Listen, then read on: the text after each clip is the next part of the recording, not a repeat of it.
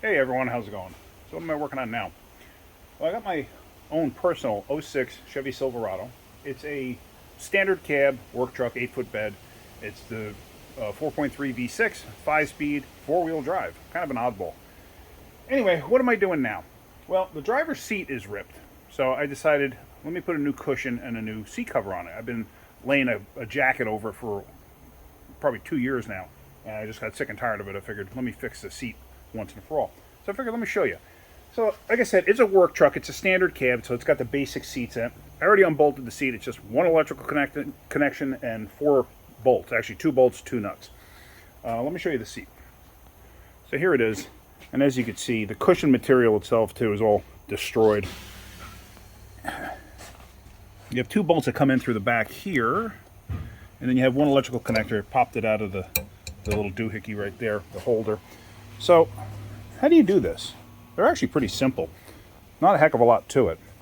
First things you're going to do is you're going to flip the seat. Actually, let me put you in a holder here. Hang on. And I'm going to zoom out so hopefully you can see everything you need to see. So first things first, you just flip it over.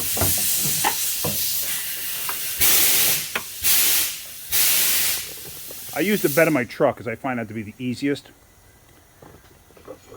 You got these nuts up here, and then in the back you have these little plastic grommets that lock it in place. See that? Basically, the upper seat portion just slides in there, and then you catch those front studs and lock them down. So let me take those nuts off. Sorry about all the noise. I'm always trying to mount tires.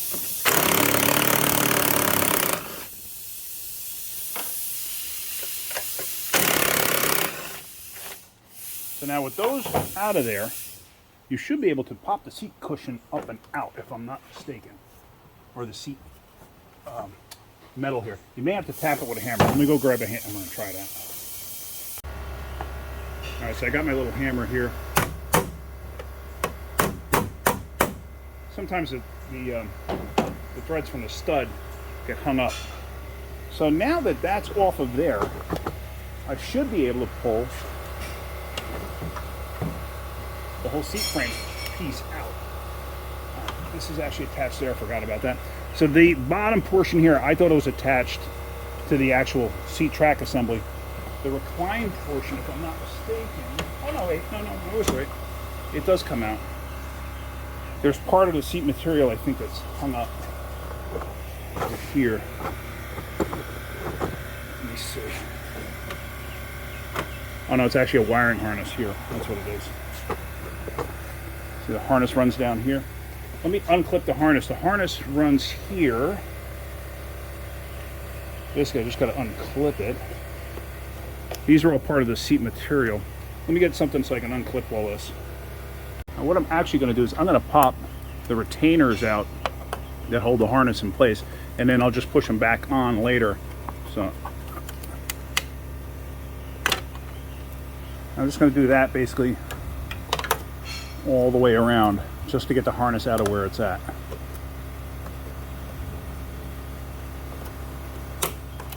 So let me just do that. You get those all out, you don't have to watch that whole entire process, and then we'll go back to this. Alright, so with that harness disconnected, this should pop out. Relatively simple, right? Alright, let's just put this off to the side. Let's move this out of our way. The bed of the truck makes a really nice workbench. So now, what you're going to do is, as you saw, let me just make sure you can see what I'm doing here. Let me focus in on that a little bit.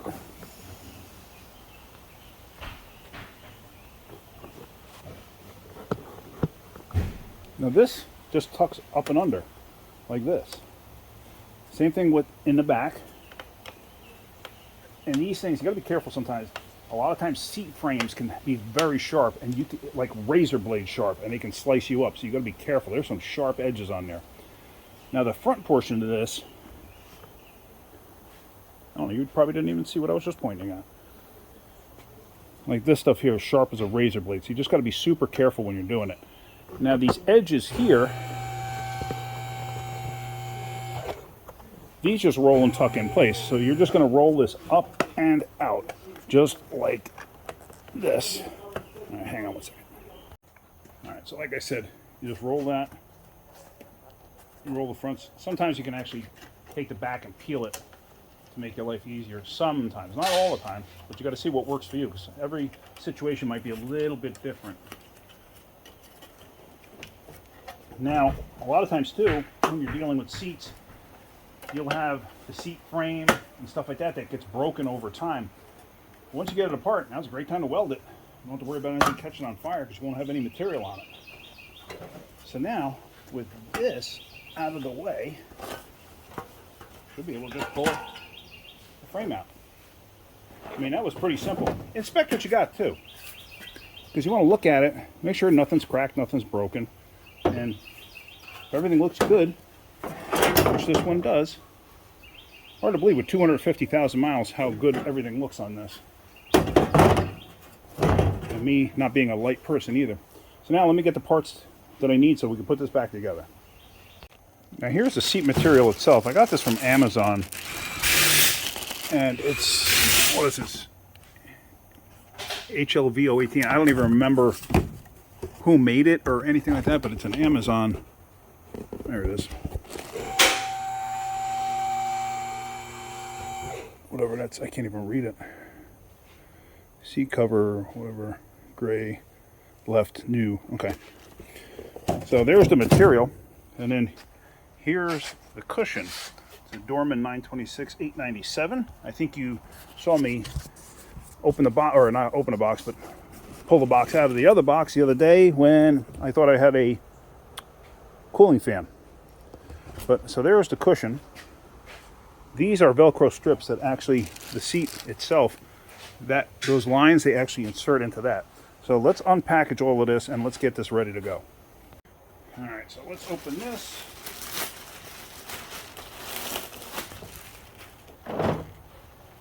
And that looks like the material that I need. And what we're going to do, this frame out of the way a little bit. What I'm going to do is, I'm going to take, how am I going to do this actually? I'm going to take this, lay it down this way, put the cushion over it, and make sure the cushion fits kind of where it's supposed to. It's kind of only going to go on one way. Now with this inside out, it's not super difficult. You don't have to worry about the Velcro right now, but you kind of want to like line stuff up a little bit. Just fold the edges over. It's like putting on a sock when you have to have it inside out. And then just slowly pull it over. Like I said, don't worry about the Velcro now, because if you worry about the Velcro now, you're gonna mess yourself up. So now let's flip this over.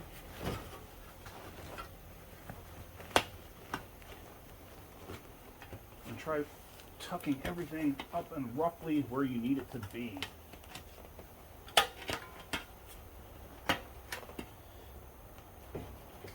And hopefully you can see everything I'm doing here. Okay.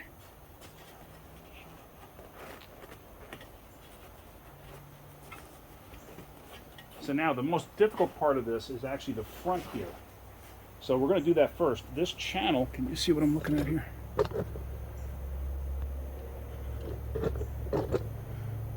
This channel has the groove facing this way. This channel has to roll over and fall into place.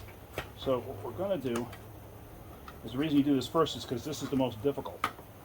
So you're going to roll it over like this, and you're going to get that channel caught on that sheet metal there. This is the most difficult part of this job, because you want to make sure that it's going in where it's supposed to. And sometimes that can be tricky. Sometimes you've got to open up the plastic a little bit with like a screwdriver, and I'm talking just a little bit. You don't have to go bananas. Now I didn't fully force that down yet, because I want to try to catch everything else too. Sometimes you can hook these up that'll help stretch your way into place.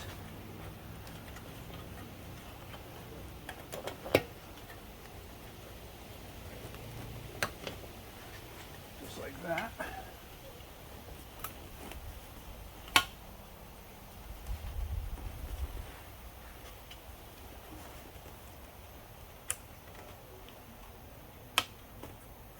Just like that. And we're going to roll this edge. And then these corners, you have to like try to tuck in. It's a pain. It really is. I will say that. It takes a little bit of finesse to get it where it needs to be.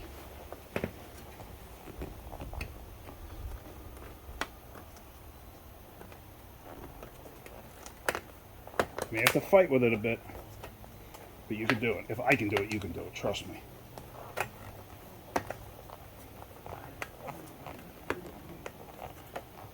All right. That's getting there. And now in the back here, this is where the difficult part is going to come in.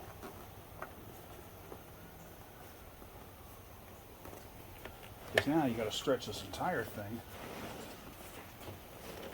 backwards. Now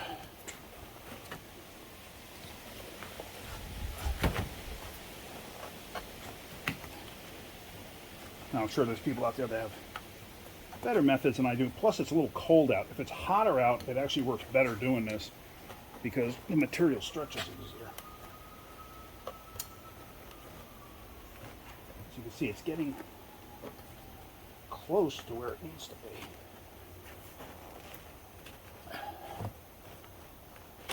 Oof.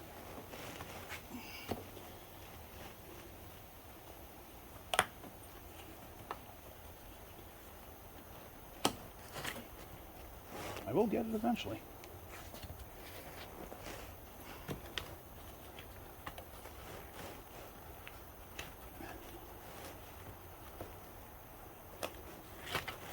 Oof.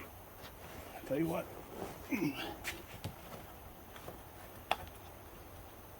This one's fighting. There it goes. Okay. So now, that's all in place. Now what I'm going to want to do, well, actually this didn't go fully in place. This kind of came out of where it's supposed to go.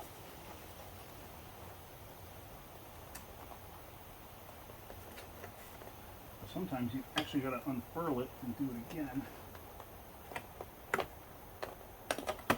Which is fine, you're not hurting anything.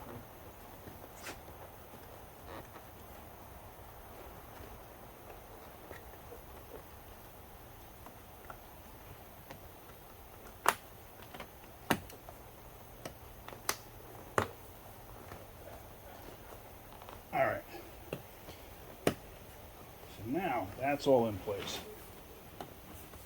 That's all in place. Same here, this came out of where it had to go. So sometimes you just gotta rework it and get it into where you need to be.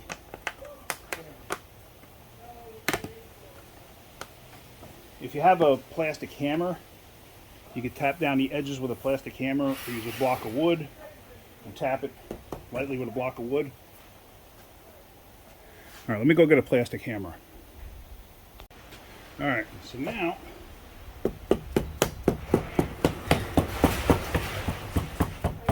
you don't want to hit it too hard because you also don't want to cut the material. All I'm doing is just lightly tapping it.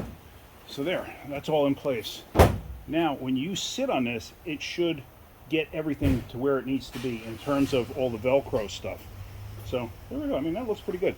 I did my seat in my Dodge, and you know, it looks a little funky at first, but after you sit in it and you drive it for a couple days, it looks absolutely perfect. So now we get to assemble everything.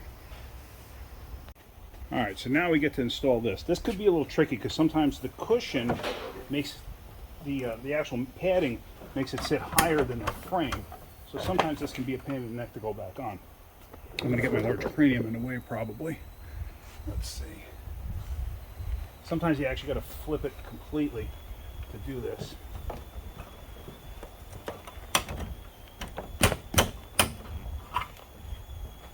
Just a matter of getting everything lined up, because then you got to catch.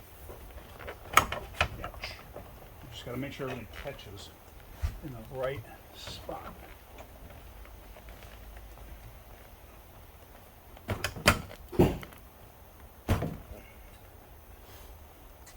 Fighting me a little bit here.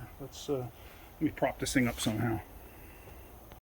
All right, so I propped it up on a block of wood there, so hopefully I can do this a little easier. Like I said, this can be a little difficult to get everything caught where it needs to be.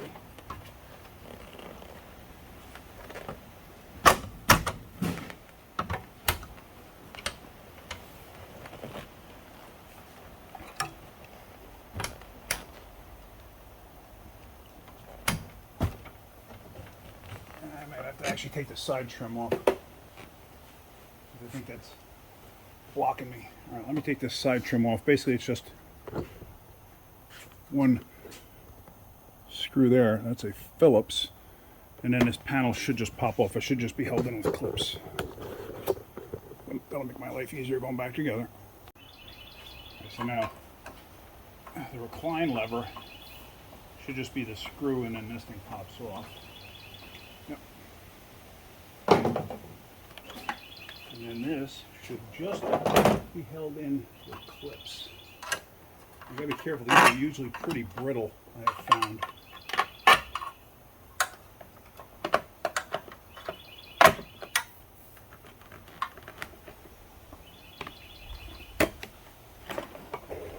And the seatbelt twists into it.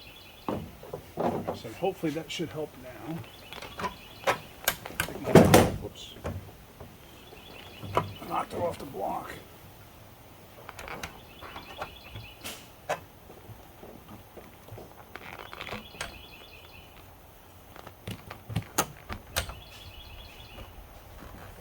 don't know why it's fighting me so bad, but it is. So, you just try tapping the front of this with a plastic hammer. And that's not helping me one bit. All right, hang on a second. All right, let's try this again. I put blocks of wood on both sides here. The problem is it's getting hung up too, where the cushions go together, like where the seat back meets the seat bottom. I get the bottom here to start, but the top one, there it goes. It just caught. There we go. There we go. Sometimes it's a battle. All right. There we go.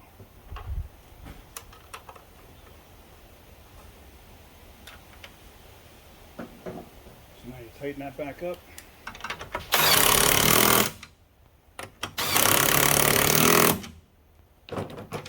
Catch your wiring harness back where it goes. I'm not going to walk you through all of this. It's basically a reverse procedure to install, but I'll catch up when I have the rest of this back together.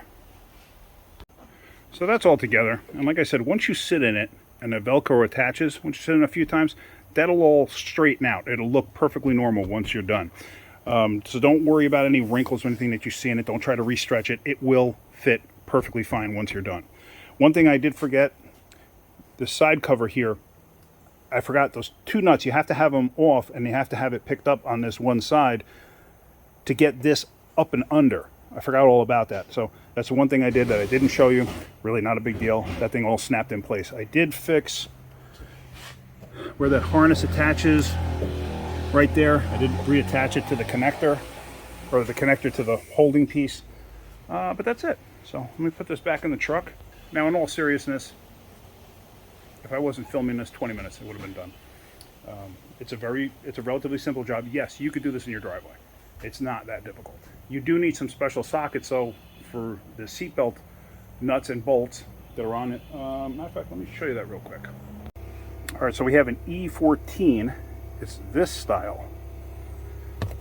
And then we have an what is this thing? An E20. And they are that style nut in the front